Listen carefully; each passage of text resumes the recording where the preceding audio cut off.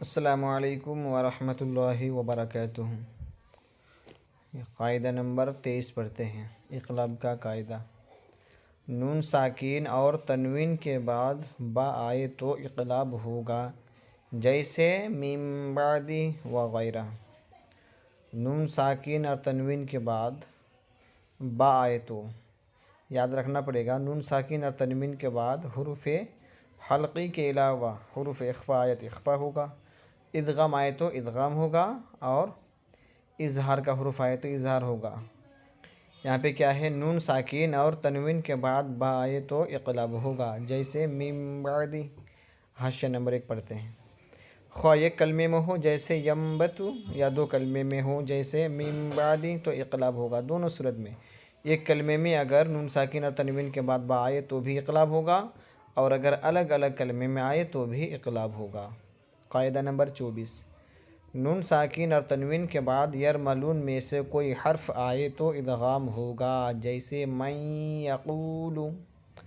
نون ساکین اور تنوین کے بعد یرملون یعنی یہ 6 حرف اگر آ جائے، یا را میم لام واو نون میں سے کوئی حرف آئے تو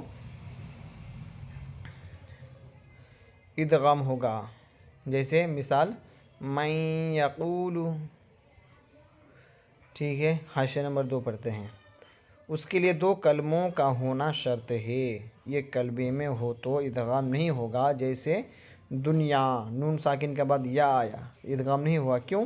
کیونکہ وہ ایک ہی کلمہ ہے۔ ادغام کے لیے 2 کلموں کا ہونا شرط ہے۔ ادغام کی تعریف متن میں آئے گی، تب اس کو اچھی طریقے سے پڑھایا جائے گا، اور اس کو ادغام یرملون بھی کہتے ہیں۔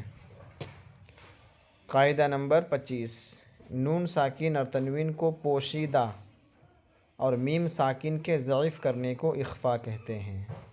نون ساکن اور تنوین کو پوشیدہ یعنی اسے چھپانا، پوشیدہ کرنا بولے تو چھپانا، اور میم ساکن کے ضعیف نرم انداز میں، ضعیف بولے تو نرم انداز میں کرنے کو کیا؟ اخفا کہتے ہیں۔ قاعدہ حاشیہ نمبر 3 ہے۔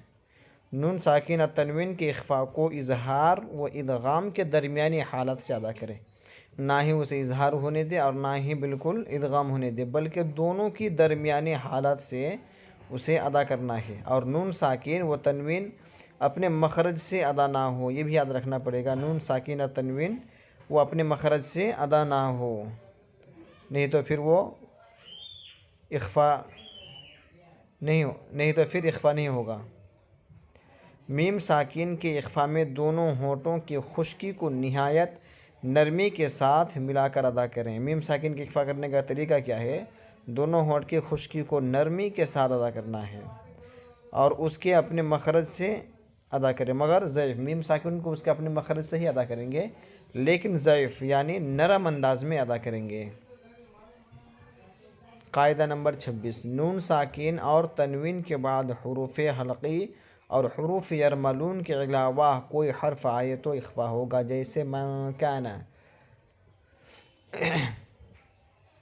نون ساکن اور تنوین کے بعد حروف حلقی کتنی ہیں؟ 6 ہیں: حمزہ، عین، حا اور غین خا، یہ کیا ہے؟ حروف حلقی۔ اور اس کے علاوہ ادغام یرملون کا حروف، یعنی یہ 6 حروف، یا را میم لام واو نون، یہ 12، یہ 12 حروف کے علاوہ جو بھی حرف آئے گا کیا ہوگا؟ اخفا ہوگا، جیسے مثال دیا کیا ہے؟ من کان۔ ٹھیک ہے، آئیے حاشیہ نمبر 4 سمجھتے ہیں۔ خواہ ایک کلمے میں ہو جیسے فانسخ، ٹھیک ہے، یہاں پہ کیا ہوگا؟ اخفا ہوگا، یا 2 کلمے میں ہو جیسے من کان، من الگ کلمہ ہے، کان الگ کلمہ ہے، دونوں صورتوں میں یہاں پر اخفا ہوگا۔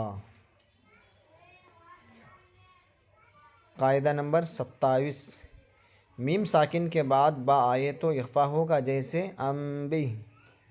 نرم انداز میں میم ساکن کا جب بھی اخفا کرنا ہو اسے ضعیف پڑھنا چاہیے، انبی، ٹائٹ نہیں بلکہ انبی، نرم انداز میں۔ حاشیہ نمبر 5 پڑھتے ہیں۔ اس کو اخفاء شفوی کہتے ہیں۔ اس اخفا کو کیا کہیں گے؟ اخفاء شفوی۔ آج کا سبق زیادہ ہارڈ نہیں ہے، اگر سمجھنے میں پریشانی ہو تو پھر تھوڑا بہت ہارڈ لگے گا، نہیں تو آج کا سبق بہت آسان ہے، اسے اچھی طریقے سے سمجھنے کی کوشش کرنی ہے، اور پھر بھی اگر کوئی پریشانی آئے تو بلا جھجھک کانٹیکٹ کرو، انشاءاللہ اچھی طریقے سے اور سمجھایا جائے گا۔